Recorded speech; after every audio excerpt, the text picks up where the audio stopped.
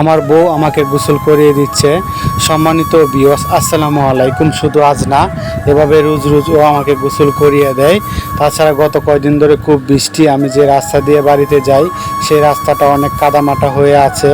আপনারা সকলেই জানেন যে আমি একজন প্রতিবন্ধী মানুষ, হাঁটাচলা করতে পারি না। আমার পক্ষে ওই রাস্তা দিয়ে যদি আমি হেঁটে যাই, দুর্ভাগ্যবশত যদি পড়ে যাই তাহলে ব্যথা পাবো। আর নতুন করে যদি আমার বিপদ আসে তাহলে তো আমার কপালে অনেক দুর্গতি নেমে আসবে, কারণ আমার যে অর্থনৈতিক অবস্থা সেটা এখন খুব খারাপ। যেতটুকু অবস্থা এখন আছে কোনো রকম চলতেছি, আল্লাহ চালাচ্ছে। সবচেয়ে বড় কথা হচ্ছে সতর্কতা অবলম্বন করতে হবে।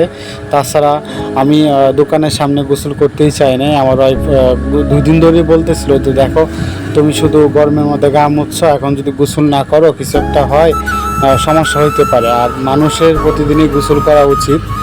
তারপর ওর কথা মতো আমি বাড়ির দোকানের সামনে বারিন্দাতে গোসল করতে হাজির হইলাম।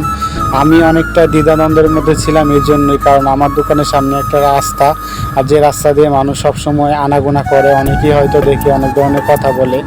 এই জন্যই হয়তো আমি চাইতেছিলাম না যে গোসলটা এখানে করি।